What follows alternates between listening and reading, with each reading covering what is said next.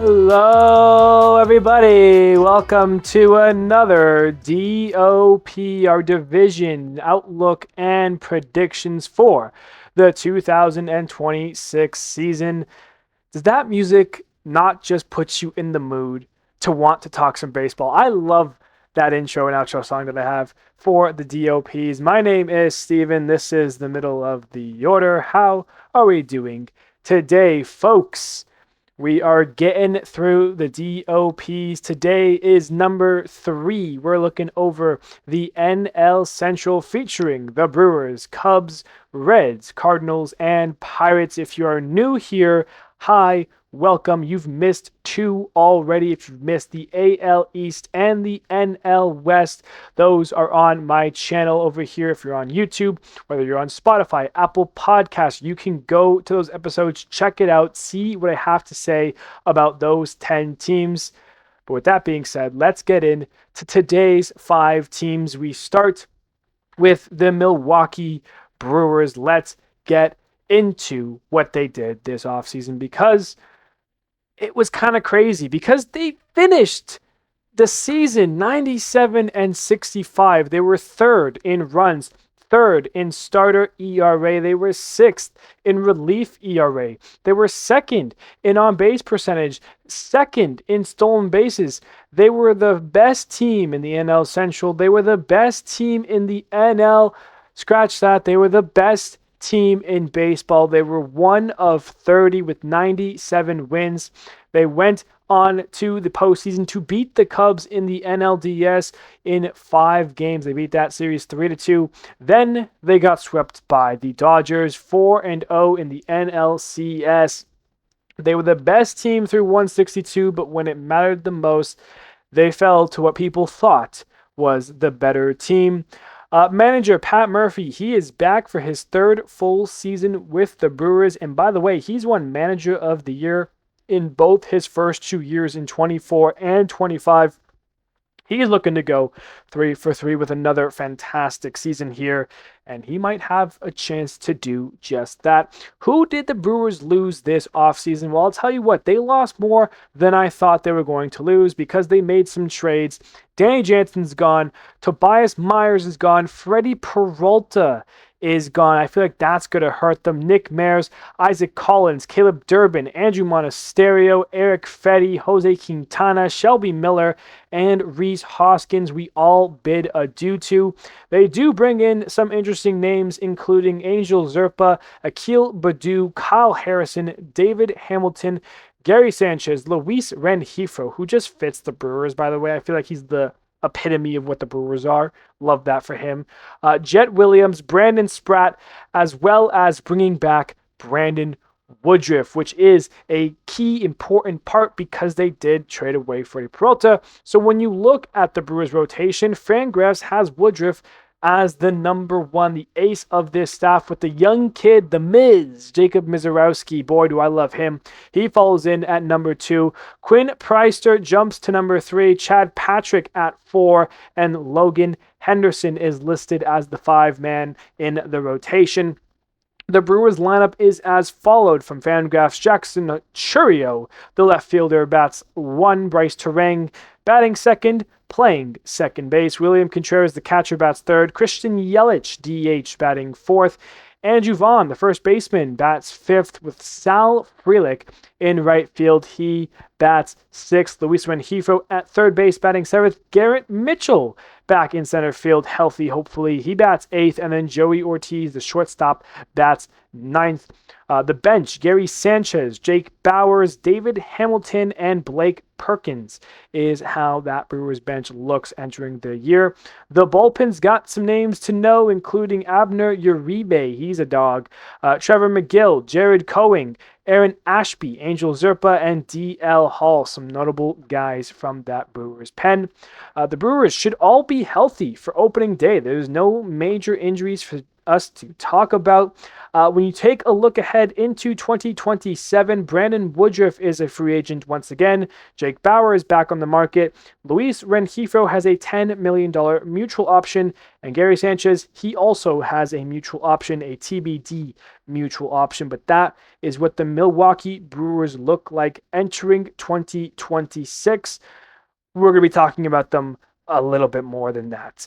The Chicago Cubs are next. They finished 92 and 70, a very impressive season. They were 5th in runs, 8th in starter ERA, 11th in relief ERA. They were 1st in starter WHIP, walks per 9, and they were 1st in relief walks per 9. They were the best team at limiting the base on balls. They were 2nd in a lot of different fielding metrics as well. That is why they were the NL Team Gold Glove winner last year. They finished just 5 games back of the Brewers. They were 9 games up on the wild card line. They were in the 1 seed of the wild card, 4 seed overall. They hosted the Padres and beat the Padres in the NL wild card in game 3. They went to the full 3 there, 2-1. Cubs, before they lost to the Brewers, they took them to game 5, but the Brewers did beat the Cubs in that game 5, beat them in the series 3-2 in the NLDS. Manager Craig Counsell is back for his 11th season as a manager, his 3rd as a member of the Chicago Cubs. We got to look at who the Cubs lost, because they lost a big name in Kyle Tucker, as well as some key pieces like Andrew Kittredge, Brad Keller, Michael Soroka, Drew Pomeranz, Willie Castro, Taylor Rogers, Nate Pearson, Keegan Thompson, Reese McGuire, Nicky Lopez, Justin Turner, John Birdie, Carlos Santana, Aaron Savali, Owen Casey. All Cubs last year, not Cubs this year. I gotta say, the Cubs had one of the largest off seasons in terms of moving players around. They subtracted a lot. They did add a lot. They added a lot of notable names, some non-roster guys, Chas McCormick, Tyler Austin. They traded for Edward Cabrera, Phil Maton, Hunter Harvey, Hobie Milner, Jacob Webb, Shelby Miller, Michael Conforto, Alex Bregman, the big ad for the Cubs this offseason. They also brought back Shota Emenaga and Caleb Thalbar as well. So major adds, major losses for the Cubs. Does this make them better or worse? We're going to find out come 162 games from now. The rotation that the Fangraphs has listed Matthew Boyd as the ace of this staff. I'm not sure. Edward Cabrera, the number 2 guy. Cade Horton, how good was he last year? Man, if he was healthy for the postseason, who knows what that would have been like for the Cubs. He's the 3. Shota Emenaga is the 4. And then Jameson Taillon rounds off that 5-man rotation. For the Cubs lineup, Michael Busch, the first baseman, he leads off. Man, was he good last year. Alex Bregman, he plays 3rd. He bats 2nd. Ian Happ, the left fielder, he bats 3rd. Seiya Suzuki in right field, batting 4th. Pete Crow Armstrong, what a debut rookie year he had, billing center field, batting 5th. Nico Horner at second base, bats 6th. Dansby Swanson at shortstop, bats 7th. Moises Ballesteros, the DH, batting 8th. And then Carson Kelly catching, bats 9th for this Cubs team. On the bench, you will find Miguel Amaya, Matt Shaw, Michael Conforto, and Chas McCormick. Those 2 guys are not on the 40-man as of now. They are non-roster invitee guys, so this team could look very different come opening day. On the bullpen, I should say, you got a surprisingly full house. These are all guys that you should know, names that have been around the league for a long time, or just really good pitchers for the Cubs. Daniel Palencia, Phil Maton, Hunter Harvey, Caleb Thalbar, Jacob Webb, Hobie Milner, Javier Assad, and Colin Ray. That is 8 very good arms for the Cubs. We'll see if they're all healthy, ready to go come opening day. On the IL, you've got Justin Steele. He has no timetable. He went down with Tommy John early last year, so hopefully should be back maybe May. Maybe get into June if they want to take their time with him. Jordan Wicks, he is questionable for opening day. Tyler Austin has no timetable for his injury. And then Shelby Miller, he is out for the season. He got Tommy John late, so he is not going to be around for 2026, but that's why you get a 2-year deal on a guy, or at least get him an option so you can make a decision come 2027. Speaking of 2027, the free agents for the Cubs that year: Shota Imanaga, Ian Happ, Seiya Suzuki, Jameson Taillon, Nico Horner, all free agents, as well as Hobie Milner, Tyler Austin. They have Colin Ray on a 7.5 club option, Jacob Webb on a $2.5 million club option, Matthew Boyd, $15 million mutual option, Hunter Harvey, $8 million mutual option, Carson Kelly, $7.5 million mutual option, and then Caleb Thielbar, a $6 million mutual option. If all of those options are declined, whatever, we're looking at another like 11, 12 free agents for the Cubs. They just had a very busy offseason, and 2027 might be even busier. We're going to have to find out come there. I mean, Ian Happ, Seiya Suzuki, those are some big Cubs to be on the market if, at the end of the season here. Looking on, we've got the Cincinnati Reds. Hello, Cincy. 83 and 79. 2 games above 500 was good enough for the postseason. They were 14th in runs, 9th in starter ERA, 14th in relief ERA. They finished 14 games back of the Brewers, but they finished as the final wild card spot on the line. They were tied with the Mets by record, but they had the tiebreaker over the head-to-head, so the Reds get in, the Mets get out. They were 2 games up on the Giants, 3 games on the Diamondbacks, and 4 games on the Marlins. So it was a very tight wild card race, if you remember, and the Reds were the lucky team to get swept by the Dodgers. And if I'm being honest, the only team that maybe could have handled the Dodgers would have been the Mets, but regardless, Reds get swept. At least they made it back to the dance, even if it was for 2 quick games in Dodger Stadium in the wild card round. But it's okay because you have Terry Francona at the helm. He is managing his 25th full season as a manager, his 2nd with the Reds. And I did some research. Turns out in his 25 full seasons, or his 24 thus far, he only has 6 losing seasons. He is 18 and 6 to get above 81 wins. That is very, very impressive. And by the way, 4 of those losing seasons was his first 4 seasons as a manager with the Phillies. So you take away that, he's 18 and 2 in his next 20 seasons. Very impressive manager. Very lucky the Reds have him. Who did the Reds lose this offseason? Well, we say goodbye to Gavin Lux, Austin Hayes, Miguel Andujar, Nick Martinez, Scott Barlow, Santiago Espinal, Zach Littell, Brent Suter, Wade Miley, and Yeimer Candelario, all no longer part of the Cincinnati Reds, but they do add some names, including J.J. Bleday, Dane Myers, Brock Burke, Pierce Johnson, Caleb Ferguson, Nathaniel Lau. They bring back Emilio Pagan, and they bring back Eugenio Suarez after a couple of years away. He is back in the Reds organization. I love when reunions happen, and this is a very good reunion. Expect him to have a fantastic season. The rotation has lots of names to love, including Hunter Green, Andrew Abbott, Brady Singer, Nick Lodolo, and Chase Burns. If we're not looking about skill and just like, if you just want to pick a 5 guys rotation to have, this has to be one of my favorite rotations in all of baseball. If we're just looking at the potential, what they can bring, I love Hunter Green, I love Brady Singer, I love Nick Lodolo. Chase Burns is a very exciting rookie, and Andrew Abbott has been one of the most consistent of these guys, starting pitcher-wise. So a great rotation to have if you're Cincinnati. The lineup will have TJ Friedl in center field batting first, Matt McClain at second base batting second, Ellie De La Cruz, the shortstop, batting third, Eugenio Suarez back to third base. He bats fourth. Sal Stewart came out on the scene last year. He was impressive. He's batting fifth, playing first base. Tyler Stevenson, love him. He's a catcher. He bats sixth. JJ Bleday out there in left field, batting seventh. Noelvi Marte out in right field. He'll bat eighth. And then Key Brian Hayes, he mans the hot corner, batting ninth. The bench will have Jose Trevino, Spencer Steer, Will Benson, and Dane Myers listed.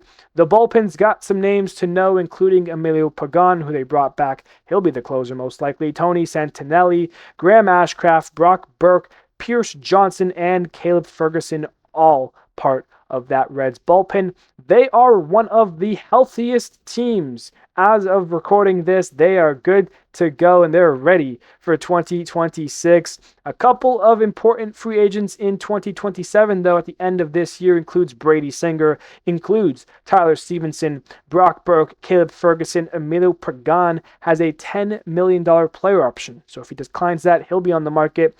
Eugenio Suarez, a $16 million mutual option, and Pierce Johnson, an $8 million mutual option. So those three guys questionable for the market, but Singer, Stevenson, Burke, and Ferguson will all end up on the market for 2026 or 2027, I should say.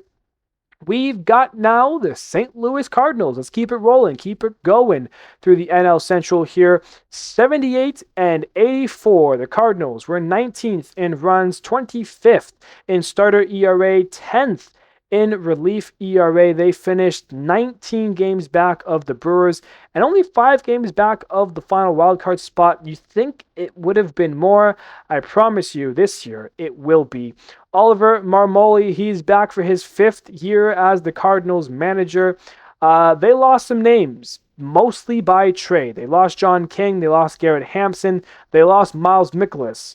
That is one guy where you lose him, you're happy. You're going to win more games without him than you would with him. These next 4 guys, though, they lost via trade, and they're guys who will win games. Nolan Arenado, Sonny Gray, Wilson Contreras, and Brendan Donovan. I mean, these were some of the best Cardinal players. The Cardinals have embraced the selling role, similar to the Twins at the deadline last year. They just chose to do it in the off season. They do add a couple of names to keep the fans maybe invested. Dustin May, Ryan Stanek, Justin Bruhill, and Ramon Urias. But when you compare those guys to the guys who lost, it's definitely going to be a tough season for the Cardinals. In the rotation, Matthew Liberatore is listed as the ace of this staff, with Dustin May coming in at number 2. Andre Palante is number 3. Michael McGreevy is number 4. And then Kyle Lahey. I'm not entirely sure how to pronounce the last name there, but he will round up number 5 in the rotation. And that's when you know that this is going to be a tougher year, is when you don't know how to pronounce some of the names for a team. Lars Nootbaar is how the lineup gets started. He's the left fielder. He bats first. He's kind of the veteran on the team now, which is kind of crazy considering he's only been around, 3-4 years in the league. He's the veteran presence in this Cardinals organization. Ivan Herrera, the DH, he bats second. Alec Burleson, the first baseman, bats third. Nolan Gorman, the third baseman, bats fourth. And you have Mason Wynn, the shortstop, batting fifth. They have J.J. Weatherholt batting sixth, playing second base, not on the 40-man roster yet. He's a non-roster invitee to spring training. The number 1 prospect in the Cardinals organization should be the opening day second baseman, and we'll see how that goes. That could be a Rookie of the Year candidate for the Cardinals. Maybe something positive to come out of this season. Jordan Walker in right field. He bats 7th. Pedro Pajes, the catcher, batting 8th. And then Victor Scott, the second, out there mandating center field. He'll bat 9th with a bench featuring Yohei Pozo, Ramon Urias, Jose Fermin, and Nathan Church, which, by the way, that's a great name. Nathan Church. Are you kidding me? Get this guy on the roster, please.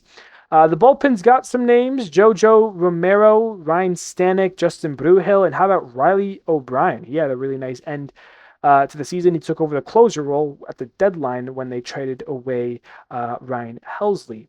The IL will only feature Hunter Dobbins. He's questionable for opening day, if he will be ready to go or not. Free agent class in 2027 for the Cardinals, not much, because like I said, they traded away all their potential players. Their books is actually one of the smallest books in baseball. Dustin May has a $20 million mutual option. Ryan Stanek has a $6 million club option. Ramon Urias has a TBD mutual option. So those are 3 options there. The only other guy is Jojo Romero. He's the only free agent the Cardinals will have. And by the way, he'll probably get traded at the deadline if I were to guess. Just a little heads up there. Moving on, the last team to discuss is your Pittsburgh Pirates, and it's actually going to be fun to discuss the Pirates. Let me tell you, they finished 71 and 91. They were 30th in runs, 6th in starter ERA, 13th in relief ERA. They finished 26 games back of the Brewers for the division and 12 games back of the wild card spot. They were bottom 5 in almost every offensive stat that we track. It was a tough year offensively for the Pittsburgh Pirates. Don Kelly is getting his first full season. He took over mid-season last year after Derek Shelton was let go. And I want to point out that Derek Shelton, at the start of the season, he was 12 and 26. When Don Kelly took over, he went 59 and 65. That's pretty impressive considering the start that the Pirates had. They were able to kind of turn it around a little bit. Maybe gives you some hope for 2026. They really only lost a couple of guys as well. Mike Burrows and Johan Oviedo, 2 guys that were traded. Tommy Pham and Andrew McCutcheon, 2 guys that are not signed. The Pirates should really sign Andrew McCutcheon. They're better with him than they are without him. That is just my take on the matter, but hopefully McCutcheon gets to sign somewhere. Maybe he's already signed by the time you're listening to this. But what the Pirates did do well this offseason is handling the trade market. Like I said, they traded away a couple of guys, but who they bring in? Brandon Lau, Ryan O'Hearn, Jake Mangum, Joxty Nixon Garcia, Gregory Soto, Mason Montgomery, Jose Urquidy, and Marcell Ozuna. Yes, you heard me right. The Pirates not only won well in the trade market, they spent some money on players. This was a great offseason for the Pirates. I say that, but maybe it's just because the offseasons in recent years have been so shit. The rotation for the Pirates, they have a guy who is the ace of this staff. Not sure if you've heard of him. His name is Paul Skeens. Apparently, he's very good at pitching the baseball. He is the number 1 guy there. Mitch Keller at number 2. Braxton Ashcraft listed as the number 3 with Bubba Chandler, another top prospect for the Pirates. He's number 4 with Jose Urquidy, rounding off the rotation according to Fangraphs. The lineup the lineup can be very fun and very exciting. O'Neal Cruz leading it off in center field with Brandon Lau, the new veteran presence. He's playing second base, batting second. Brian Reynolds, left fielder, bats third. Ryan O'Hearn bats fourth, playing right field, according to Fangraphs. Marcell Ozuna will be your DH. He will bat fifth, just ahead of Spencer Horwitz, who plays first base. He bats sixth. Nick Gonzalez, he's the shortstop. He'll bat 7th. Jared Triolo at third base. He will bat 8th, with Joey Bart, the catcher, batting 9th. The bench will feature Henry Davis, once top prospect and first overall pick. Maybe he'll figure it out this year. Nick York, Joxy Nixon Garcia, and Jake Mangum are all options on the bench there. The bullpen's got some names: Dennis Santana, Gregory Soto, Mason Montgomery, and Justin Lawrence, who had a pretty good season with the Pirates last year. Some notable bullpen pieces there. The only IL guy, Jared Jones. He has no timetable for his return. He's on the 60-day IL as it stands.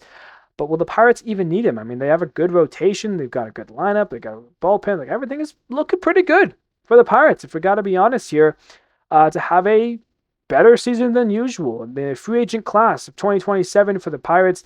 Brandon Lau is the headline guy here. Of course, they traded him. It's a 1-year rental. Gregory Soto, Jose Urquidy, Dennis Santana are all free agents, as well as Marcell Ozuna with a $16 million mutual option. So if he decide declines, he will be the 5th and final guy for the Pirates to join the free agency class for next season. And that is your Pittsburgh Pirates. Let's talk the NL Central. Let's stay on the Pittsburgh Pirates, I should say. The first thing to note here, this was a great offseason. And yes, like I said, maybe it's because the Pirates don't spend money in recent years. Maybe it's because they haven't given out more than a single-year contract in recent years. But you bring in Brandon Lau. I love Brandon Lau. His swing is great. He's going to get the Pirates more runs, more offense. Same with Marcell Ozuna. Same with Ryan O'Hearn.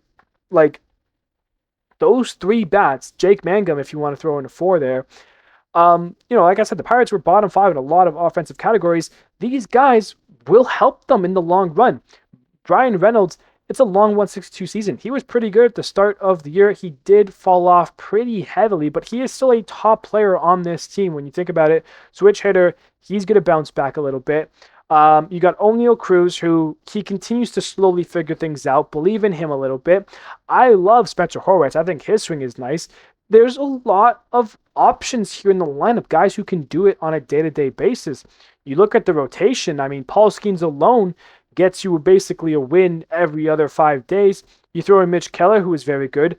Bubba Chandler's going to have his first full season in the big leagues. He's going to be great. Jose Urquidy was once a very good pitcher with the Astros. I still feel like that is going to be in him. I think the Pirates can maybe tap into some of that. Like, there is a lot to like here. And I'm not saying this team can go out and push for a postseason. Maybe they do. Can they win? Can they get above 500? That's a real possibility. I don't know if they will or won't. But at least you have hope. Like, I genuinely feel like you, as a Pirates fan, if you're listening to this, you can have hope entering 2026. Something that I don't think you can say you've had the last couple of years, even with Paul Skeens at the helm last year. I mean, we entered 2025 with Paul Skeens as the ace. We knew he was going to win the Cy Young, or at least come close to it. Guess what? He did. But it didn't feel like it was enough. Like, there wasn't enough offense, and it showed because of how bad their offense was. But there's something to really like about this Pirates team. And the one thing I will say that will help, and what the Pirates should do, they have Nick Gonzalez, Fangraphs does, as the starting shortstop for opening day. Connor Griffin, so far this spring training, has looked amazing. He is probably one of the best prospects. Sorry, not probably. He is the number one overall prospect in baseball right now. The Pirates should have Connor Griffin on the opening day roster and being their starting opening day shortstop come the start of the year. They have to. Connor Griffin can easily win the Rookie of the Year. I mean, we're talking about this kid who, by the end of the year, might be the Pirates' best hitter. And he's 19 years old, going to be 20, I think, some point this year. He needs to be ready to go opening day.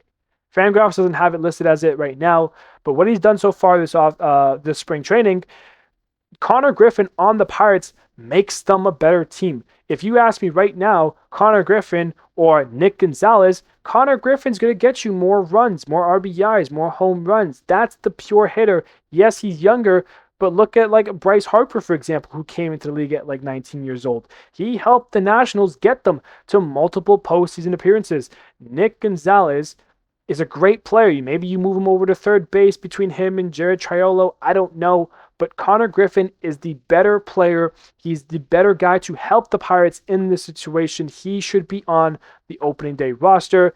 And if that is the case, maybe there is a postseason chance for the Pirates this year with Paul Skeens, with Bubba Chandler, with all these guys firing on all cylinders. There's a lot to be excited about this year if you're a member of the Pittsburgh Pirates, even more so if they call up Connor Griffin for opening day. Let's work backwards a little bit here. We'll talk about the Cardinals briefly. There isn't much to talk about. You lost Nolan Arenado. You lost Sonny Gray. You lost Wilson Contreras. You lost Brendan Donovan. I mean, those are 4 players. If you look at last year's stats, I mean, 2 of those guys were the best 2 guys in WAR in the Cardinals organization. It's going to be a tough year, Cardinals fans. If I'm being honest, your ceiling would be finishing 4th ahead of the Pirates still, probably would be the best case scenario, but I'd expect a down year. I'd expect a year where you will be 5th in the division, where things will be hard to come by, where wins, I should say, will be hard to come by. I did some research, a little bit of digging, because I was kind of curious about this. I looked at the Cardinals teams since 2000. The Cardinals have only missed the postseason 10 times. And yeah, that's a lot, but compared to some teams who in the last 10 years have made the postseason once or less than once, 0 times, that is a great streak to be on. And since 2000, I counted, they only have 3 losing seasons where they finished the year with less than 81 wins. They've only had 3 losing seasons. That is a crazy streak. That's probably like the second longest streak compared to the Yankees, who haven't had a losing season since 1990, whatever it is. Um, they last made the postseason in 2022. If they don't make the postseason this year, which they won't, I will be shocked if they come anywhere close to the postseason this year.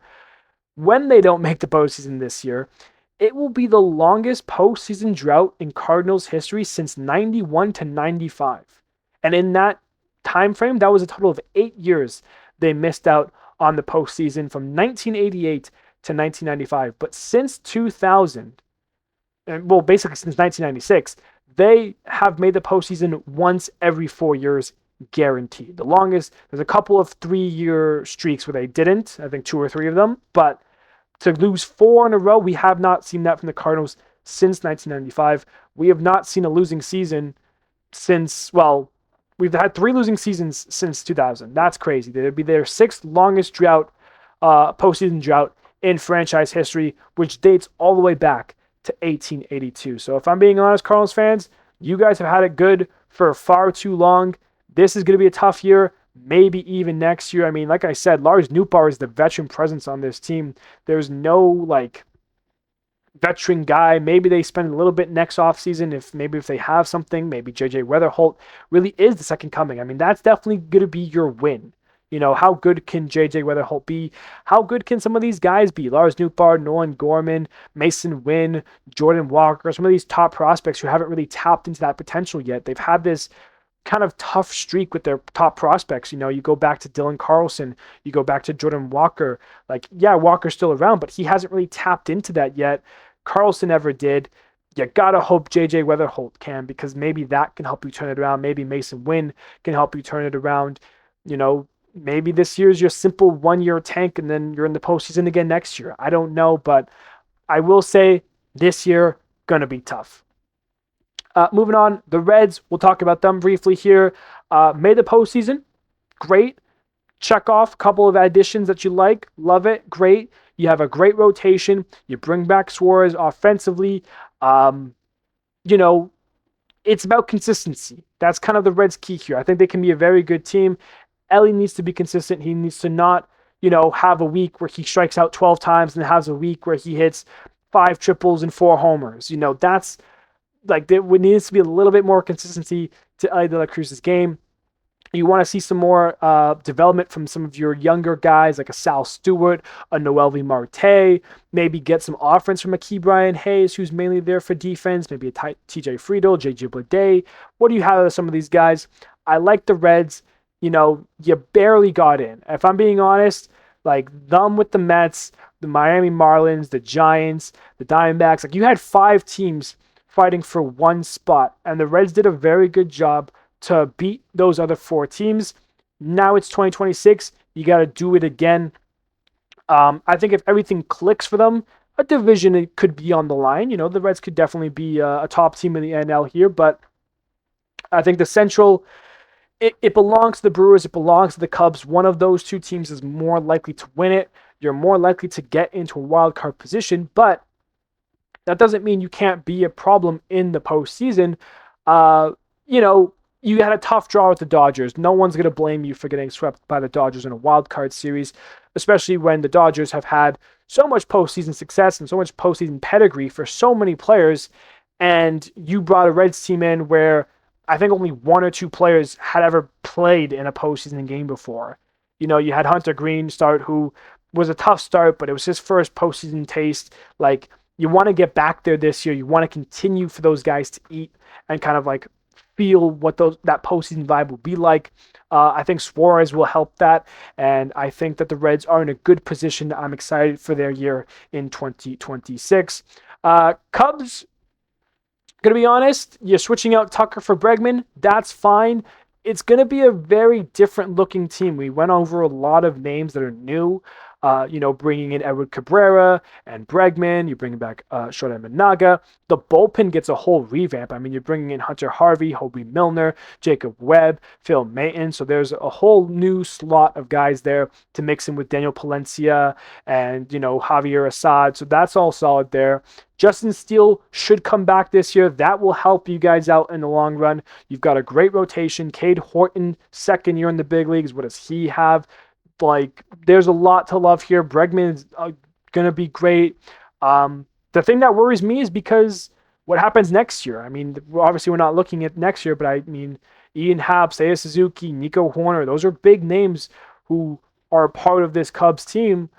Next year could be a little bit different. So I think you should really take full advantage this year if you're Chicago. Bregman's going to be great. I think Bush will continue to be very good. He had a very surprisingly good year, and I think that is just the start of what he can do. Dansby Swanson, if he can hit a little bit more, the Cubs are in a great position. I think they can easily go and win this division. But of course, that leaves us with the Brewers, who somehow always finds a way to win the division. And I got to be honest, I don't like the Brewers. I genuinely, what they did this offseason, if I was a Brewers fan, I would be unhappy. I'm sorry, you went from not only division winners, not only the best team in the NL, you were the best team in baseball. You had Freddy Peralta, who has been very good. So many years he's been very good. You had Caleb Durbin and Isaac Collins finish third and fourth in Rookie of the Year voting. And now one's on the Mets, one's on the Royals, and one is on the Red Sox. They traded away Andrew Monasterio, Caleb Durbin, Freddy Peralta, Tobias Myers, and Nick Mears, and Isaac Collins. They traded away those 6 guys, and who they bring in? Angel Zerpa, Jet Williams, Brandon Spratt, 2 guys, top prospects for the Mets who are basically Major League ready. That's cool, great. You're bringing Kyle Harrison, who was a part of the Rafael Devers trade, who didn't figure it out with the Giants, who had a tough year with the Red Sox, and for some reason you guys think you can tap into the potential, and maybe you can. And then you bring in David Hamilton as well. So, I mean, those are all the trades that happened. And if I'm being honest, I would have rather had what the Brewers gave away than what the Brewers got back. And listen, I will say all this stuff. I will kind of downplay aspects of the Brewers team here. But they're still a very good team, and I still think they're going to win the division. I still think all these things because Jacob Mizorowski is very good, and Jackson Churio, and Bryce Terang, and William Contreras, and Garrett Mitchell. I'm a number 1 fan of Sal Frelick. I love his game. The team is good, but if you were to ask me, would they have been better with Freddy Peralta and Isaac Collins and Caleb Durbin rather than what? Kyle Harrison, Jet Williams, Brandon Sport? I don't understand. And listen, maybe when Jet Williams makes his debut and Brandon Spratt comes back up, maybe these 2 guys are going to be the next, faces of the Brewers franchise and all these heavenly guys. Maybe that's the case. And in which so we'll look back at this and be like, wow, the Brewers were very smart and I was an idiot. But from what I stand right now, I mean, Freddy Peralta, for me, that trade is the bigger head scratcher. Jet Williams, maybe he is this next great prospect. I don't know. But the thing is, prospects, you never know how good they're actually going to be at the major league level. I mentioned Connor Griffin earlier. I mentioned how the Pirates are better with him. He's the number 1 prospect in all in baseball, but he can come up to the major league level and he could be horrendous. We have no idea when they actually get to the major league level, but what is major league proven talent. And Freddy Peralta was that guy. If you were to ask me 4 years ago, when the Brewers had Corbin Burns, Brandon Woodruff, and Freddy Peralta, if you would ask me which of those 3 guys should still be on this team in the year 2026, I would have said Corbin Burns, I would have said Freddy Peralta. I would not have said Brandon Woodruff. Listen, Brandon Woodruff, he was the guy before then. Then Corbin Burns came up. He surpassed him, won a Cy Young, was incredible. And while those 2 were like the big 1-2 tandem punch for the Brewers teams then, Freddy Peralta was this 3rd guy who was young but consistent and great, and he was able to maintain his presence. And I think Freddy Peralta is going to be very good for the Mets this year. I really do. I like Freddy Peralta a lot. I like the Brewers team a lot. I love Jacob Mizorowski. All-time Jacob Mizorowski fan here. All-time Sal Frelick fan. There's a lot of great players here on this Brewers team. It's going to be a very interesting season. But again, as if I was a Brewers fan, it's just a pit in my stomach to have two very young, talented guys and we trade them away. And yeah, I'm talking about Freddy Peralta. I was like, oh, like, man, the Brewers really should have kept Peralta. But like Isaac Collins and Caleb Durbin both finished third and fourth in the NL Rookie of the Year. And they traded away Collins and Nick Mears for Angel Zerpa from the Royals, relief pitcher, sure. And then Durbin and Andrew Monasterio for Harrison and Hamilton, which personally, I mean, and there's more to the trade, but like that's what I look at. Monasterio and Hamilton, you could 1-for-1 it. It's speed, it's a little bit of contact, but mostly defense, but mostly speed. Those guys interchangeable in my mind. Caleb Durbin, young third base, high potential. Kyle Harrison, once top starting pitching prospect, who in the last 2 years has not figured it out. Third time's a charm, maybe. I don't know. That's the Brewers' MO. That's the outlook I have for this NL Central division. Let me know what you guys think is right and wrong here. Let's take a look at the division predictions. My predictions for the NL Central. I said it earlier. I think the Cardinals are in for a really rough year. I'm going to put them at the 5. The Pirates, I love the hope. I think the hope is going to be very exciting this year. I'm excited to watch Pirate games. Maybe I even get down to PNC Park for a game. But I still have them finishing 4th. I think Paul Skeens is great. I think Connor Griffin should be on the opening day roster. I love parts of this team, but I like the other 3 teams just a little bit more. It gets close between these 3 teams. I put the Reds at 3rd. I think, they didn't do enough in the offseason to kind of wow me away and to put them in that category like the Brewers and the Cubs. And between these 2 teams, I think one of them will win the division. And I'm going to say it's the Cubs. Yes, losing Tucker hurts, but you brought in Bregman. Meanwhile, the Brewers, yes, you have a lot of young kids who will continue to develop, and I think the Brewers are a very exciting young team. I love what they did last year. They were similar to the Blue Jays in the don't strike out, put the ball in play, contact first, and then good things will happen. They were the NL version of that. That's why they were the best team in baseball. But again, I think it's going to be a bit of a sour taste not having Freddy Peralta, not having Isaac Collins, not having who's the other guy? Caleb Durbin as well. It's definitely like just a little bit more, but I feel like the Cubs, yes, they did a lot of shakeup, but overall, I think it's good shakeup. So I put the Cubs winning the division, followed by the Brewers in 2nd, Reds in 3rd, Pirates in 4th, and Cardinals in 5th. Let me know what you guys think. I am now going to go through the over and unders very quickly here. The Brewers, 84.5. Listen, I don't like that they traded away those guys, but they are a very good team. Jacob Mizorowski is going to get better. Sal Frelick, all these guys, love. 84.5. Give me the over on the Brewers. I think the Brewers, just phenomenal stuff they have. They have a good team. The Cubs at 88.5. I think they're going to win the division. I think they're going to get 92 wins, about that. I will take the over on the Cubs. The Reds at 81.5. I think they're going to fight for the wild card again. They did make the wild card with 83 wins. I think they're going to go over. I'm taking 3 overs already here. The Cardinals are next at 69.5. That is low. That's probably one of the lowest Cardinals over-unders we've seen in a long time. And I think it's only going to get worse this year, especially when the season starts. If there are guys who are playing good, but the team still sucks, you could see the Cardinals making a lot of trades at the deadline. So I will take the under on the Cardinals. I think 69 is lucky if they get to 69 wins. They'll be lucky to win 70 games. That's basically what I'm saying there. So I'm taking the under on the Cardinals. The Pirates are the most interesting. There are 78.5. I could see it going either which way, but like I said, I think the Brewers, Cubs, and Reds are just a little bit better.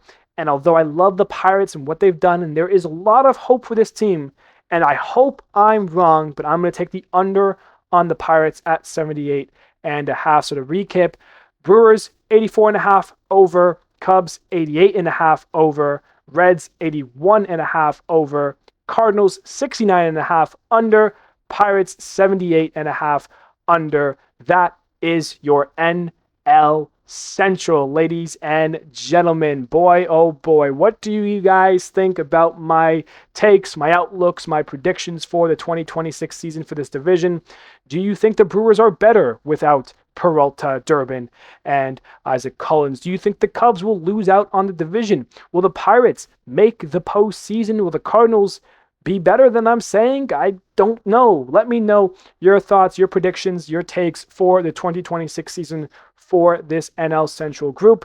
You can leave all the comments you like. I'll read them all. I'll reply to them all. I appreciate everybody here who's listening to this. This was our third DOP. We're already at the halfway point. 3 down, 3 to go. So stay tuned. Stay informed for the rest of these DOPs when they're released. Ring that bell if you're on YouTube so you don't miss when the next episodes come out. We've got one more coming out tomorrow, and then the last 2 DOPs will be out on Thursday if you're listening to this kind of in the present modern day. Thank you, everybody so much. DOP number 3 in the books.